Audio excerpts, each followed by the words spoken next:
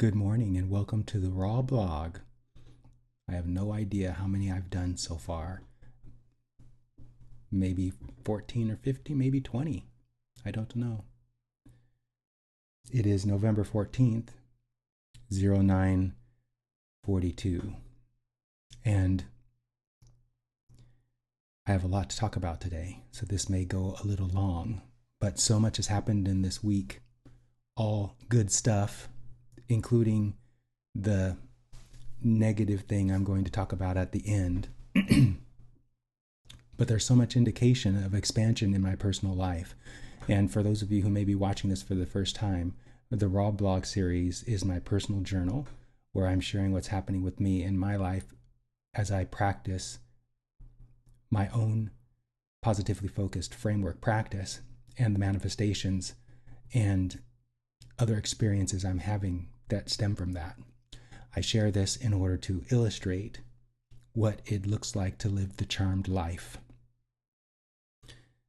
So I'm just going to jump right into it. The first thing that happened is really astounding. When a person reaches the mastery level of the positively focused framework, I invite them to take on something that they believe is impossible in order to show them that nothing is impossible. And because I'm not a hypocrite, I'm doing that in my own life. The thing I've taken on, one of them, is becoming a shapeshifter. Now, I've documented this process in my blog at positivelyfocused.co with a series of blogs that I have written over time, leading up to the time I decided it wasn't a decision, the time I was inspired to revitalize this YouTube channel and move my process progress onto video.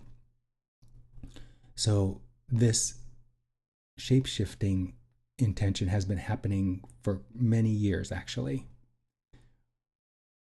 This latest manifestation of my progress that happened this week was such a leading edge experience. It was, in the moment, challenging for me to not recognize, but believe it was happening, even though it happened. So at the end of this video, I'm going to include the video I shot immediately after what happened. I'm going to describe it now, but you can watch me in my astounded state in that video that I recorded immediately after this happened. So I had an experience of disempowering momentum around the subject of abundance. And so I decided to go into meditation, a 4-step process meditation, in order to amplify the positive aspects of that negative situation. And so as I did that, I believe it was a 15-minute meditation. It may have been just 5 minutes. Something really remarkable happened. And what happened was the furthest forward manifested evidence that this shape-shifting business is real. What I experienced was my physical body, first of all, my spirit, the non-physical, pure positive energy that is me, that animates this body, began to recede deeper within me, within the physical body, kind of as though the spirit me was consolidating itself, making room for what was to happen next. Then I felt my head, my shoulders, and my hips began to shrink. Evidence of me shaping into the target I'm wanting to result in my shape-shifting experience. And then, as those sensations increased, I got seasick or motion sick. My inner ear, I could feel it. My inner ear began to react the same way it does I know I say this a lot, but I'm going to say it now. This is so good. My inner ear began to react to this sensation in the same way it does when I'm sitting in a boat. I get seasick. When I'm sitting in a boat and my visual cues, what my eyes are perceiving, are not matching the rest of my sensory cues, which causes the inner ear to go into disequilibrium and therefore create the experience of seasickness, nausea, headache, etc., wanting to vomit. And so I was in the chair right behind me doing this process, and I swear I was not moving a muscle. And yet I could feel my body contracting into a smaller form. And as a result of that movement, my inner ear registered movement, and I started to get seasick. And true to my, I don't know if you've ever gotten seasick, but whenever I get seasick, even after I've gotten off the boat or have the seasick motion has stopped, there's a lingering sensation of seasickness. There's a lingering sense of nausea, disorientation, or disequilibrium, like loss, balance, confusion, and a headache. And so when I finished, I came out of my meditation. I was not able to do the abundance amplification process because this happened so spontaneously. And then I had to get into my next client call. And 15 minutes into that client call, I still felt the nausea and the seasickness. This is an astounding experience because it is like I said, the furthest forward manifestation of this desire becoming real. I've documented the past experiences and have talked about the complexity of becoming a shapeshifter, like the physiological and chemical complexity of becoming a shapeshifter, as well as the physical complexities that go into becoming a shapeshifter. And now here I am experiencing my physical body, the systems of the physical body, not only complying with my desire, but also calibrating to the effects that are produced as a result of the fulfillment of this desire. Really astounding. Now, when I was talking with my client that I went into the session with after this experience and describing to him what I had experienced, my broader perspective, I told him that my broader perspective has been telling me, wait until you realize this target, this thing that you're doing. Wait until you realize, wait until you fully manifest the ability to shapeshift and watch what's going to happen. I believe it is saying this, my broader perspective is telling me this because it is one of the key things, this shapeshifting objective, one of the key things I'm here to demonstrate both to myself and to humanity at large, bringing in a new realization of what's possible to be a human being. There are other things that I'm here to do, which is doing my part to usher in at the energetic level the AI age that is unfolding, assisting others in becoming more aligned with their pure positive energy so that they can live the charmed life, so that they can live what they came here to realize, to enjoy the process of being the experience and the process of being an uplifter and seeing the wonderful things that happen when I do that. In fact, it's so cool because this week I had a client tell me that I saved his life. Such a touching moment in that session. I didn't really save his life, and he corrected himself. He realized that he saved his own life, but I understood the sentiment of his statement. That was a manifestational fulfillment of my desire to be an uplifter in this critical inflection point that humanity is moving through. So good. So my broader perspective has been telling me, wait until you realize this. wait until you fulfill your desire of becoming a shapeshifter. And here I am doing it. So that's the first thing that happened. That happened on Monday.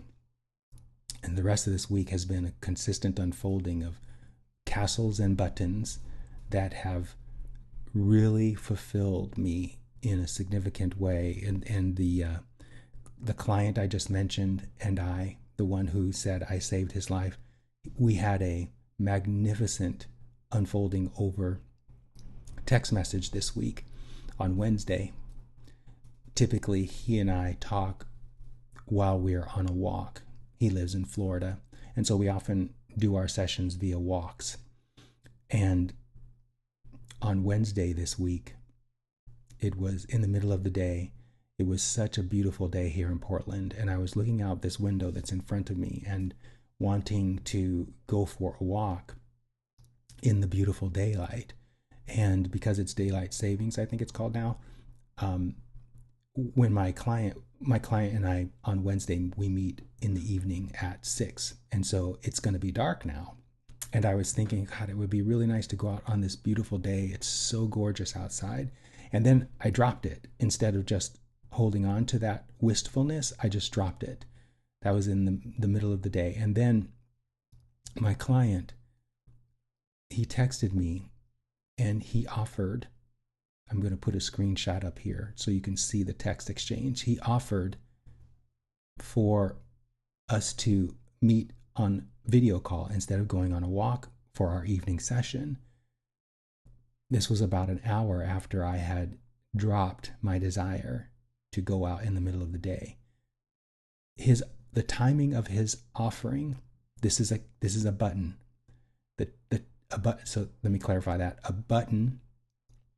So castles and buttons is something that Abraham talks about a lot. A castle are those manifestations we really want to see manifest. They are the big things in our lives that we really want. And often we are highly resistant to those things because they're so big in our consciousness. And as a result of our resistance, they tend to take a long time to happen. Buttons, on the other hand, I should say, castles also, like castles in physical reality, they're few and far between. There aren't a whole lot of castles all over the place. So the manifestation of castles happen few and far between. Buttons, on the other hand, are plentiful. Buttons are the little things that happen frequently because we don't put a lot of significance behind them. They are the things that we typically take for granted. So this experience with my client on Wednesday was an example of a button. I'm conscious and aware of the buttons in my life. By amplifying my awareness to the buttons, I amplify my alignment to the castles. That's how you increase the probability of a castle manifesting in your life. So here I was on Wednesday. I had lightly thought about wanting to go for a walk in the middle of the day because the day was so beautiful. And then an hour later or so, the client that I would ordinarily go for a walk with in the evening when it would be dark texted me and offered me the opportunity to talk with him via video call, which allowed me then to go on a walk in the middle of the day. It was a perfect co-creation. And of course, because he preferred to do, you can see in the text that I'm putting on the screen, he wanted to do the video call because he had already himself gone for a walk in the middle of the day. And so this is the thing about co-creation. As we move through our life experience, we are constantly co-creating with others. And that co-creation occurs best when each person pursues his personal self-interest, his own personal self-interest. You could say when that person acts selfishly, because when that person acts selfishly, they're always creating outcomes that will benefit those who are around them. And that's what happened here. My client acted selfishly. He preferred to meet on video instead of go for a walk in the dark, not knowing at the conscious level that it would please me to no end to be able to do that. And that's what happened. Life is a massive co-creation, and it's so good. There's so much good happening in it.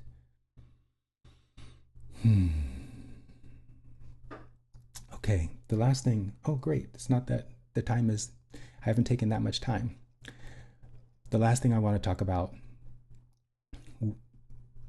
is it's challenging the frame because in our society we have so much momentum around this subject. And in my personal life, I haven't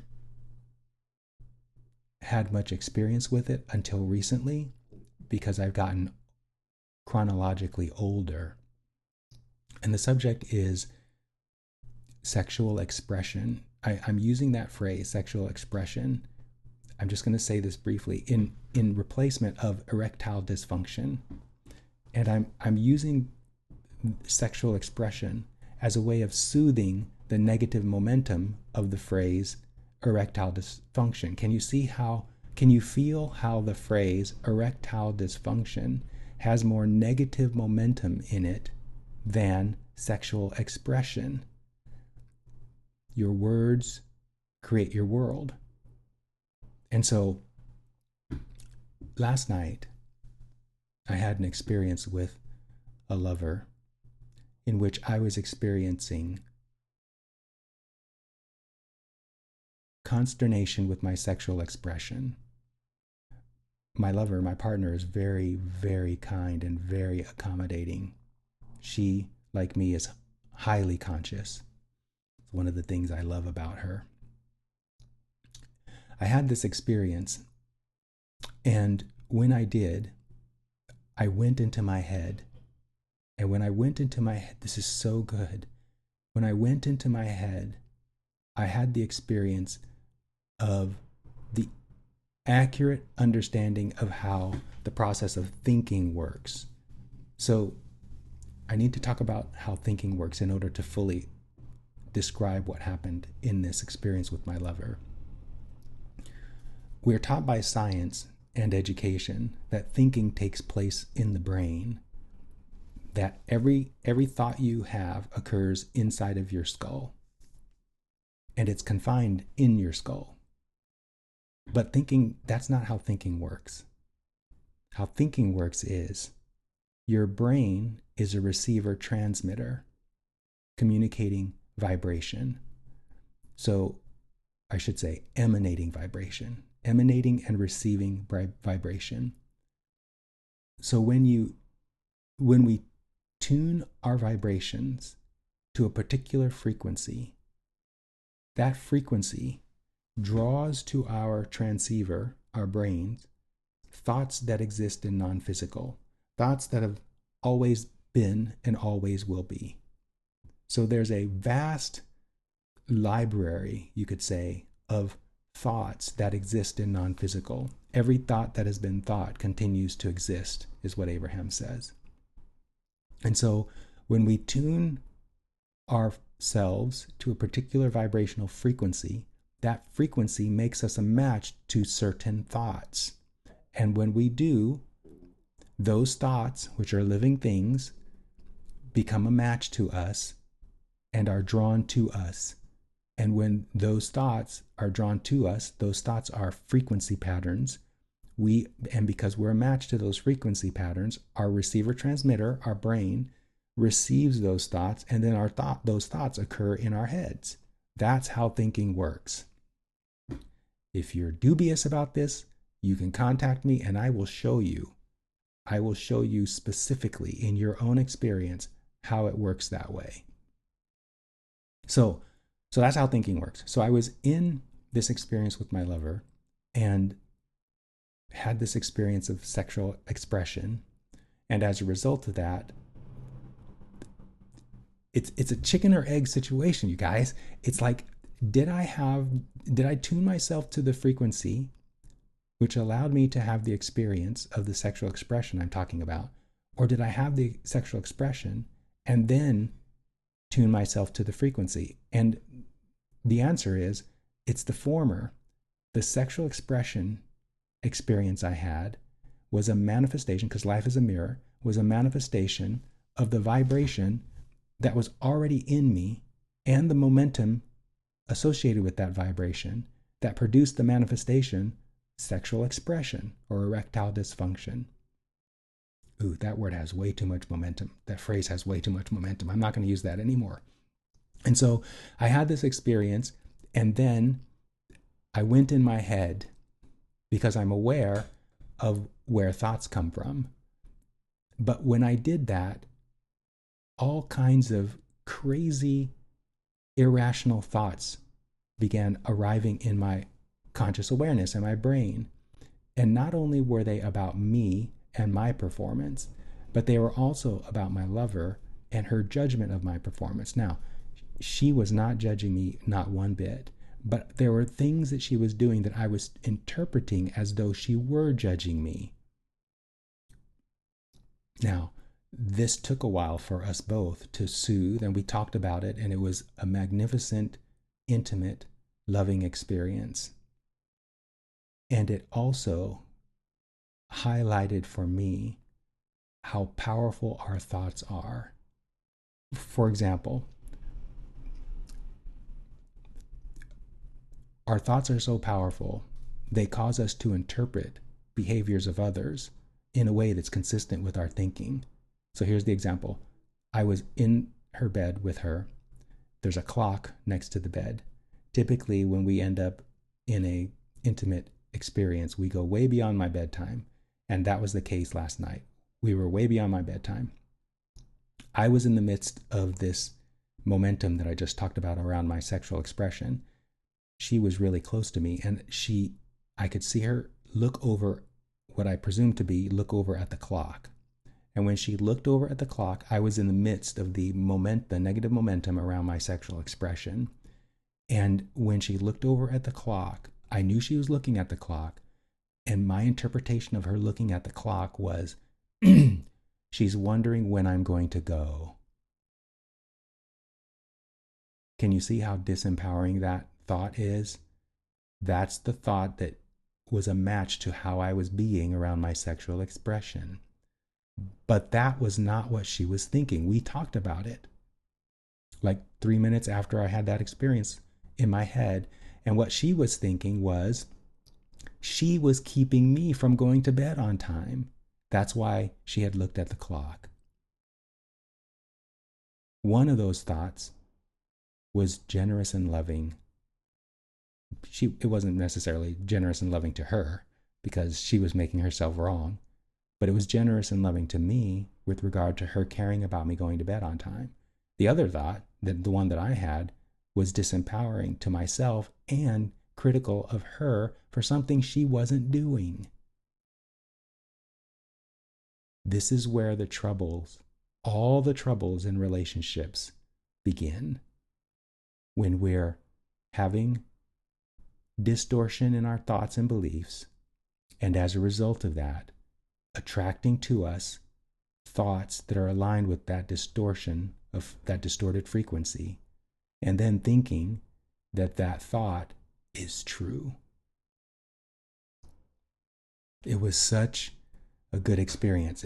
So this sexual expression thing is rampant, and my lover and I talked about this. This sexual experience thing is rampant throughout our society, and it's very hard for men to avoid, especially men who are in their 60s like I am. And women have it too, of course. It's all over our civilization. That's why we have drugs to correct the dysfunction.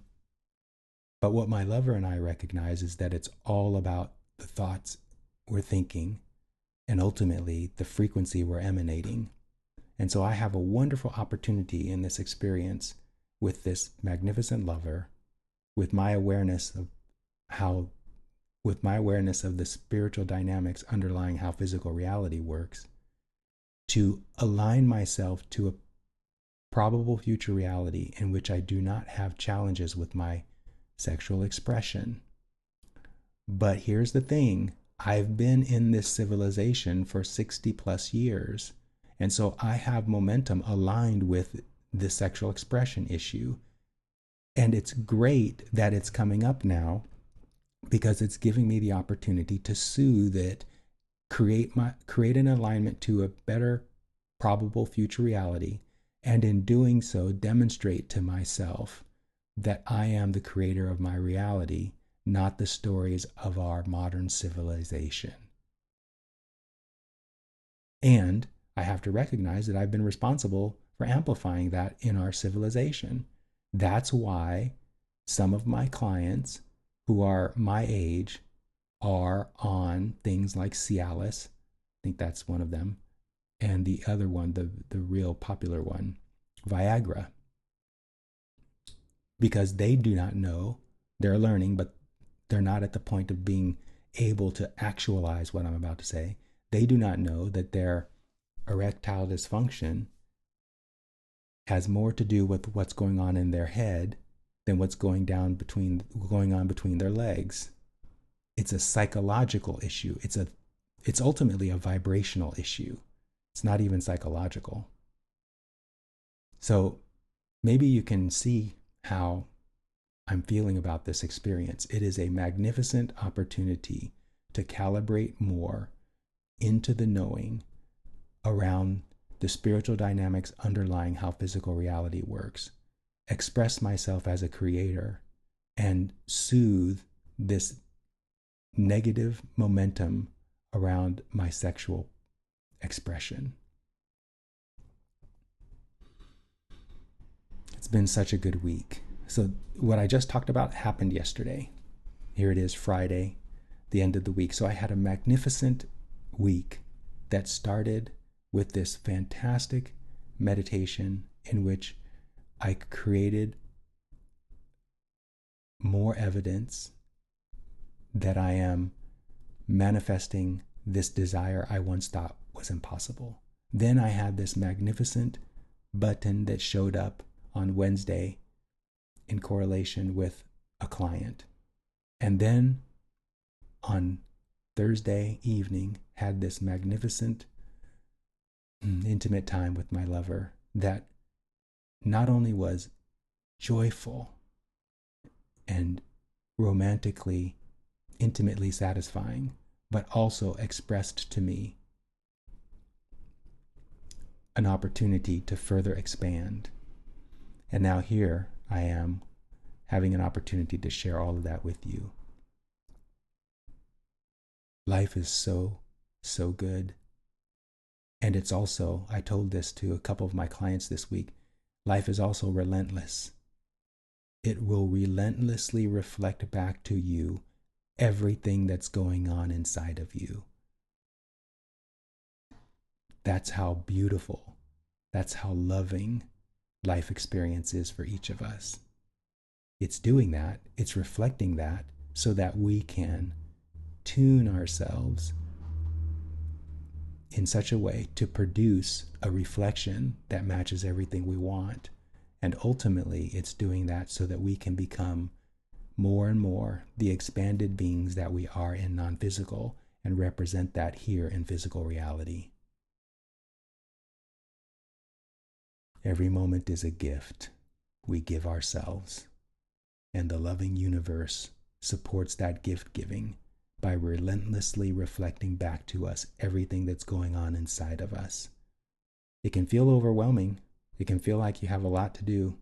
It certainly feels like that to me sometimes. But then I settle into my awareness that I am eternal, which means there's no rush to accomplishing anything. Everything unfolds in perfect timing, including this journal entry. Time to go. I hope you've enjoyed listening to this as much as I enjoyed sharing it with you. Such a lovely week this week. See you in the comments, and see you in the next video.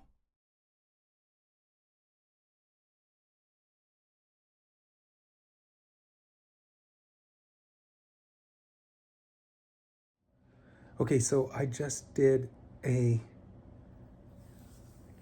phenomenal, I just had a phenomenal experience I wanted to record, and I'm going to include this in my Friday journal, my raw blog. I was feeling some negative emotion, very mild, around abundance, and decided to do my 4-step process. I've gotten very good at my 4-step process. I'll be publishing a blog post on my blog, positivelyfocused.com, CO that describes this process. That'll come out next Wednesday.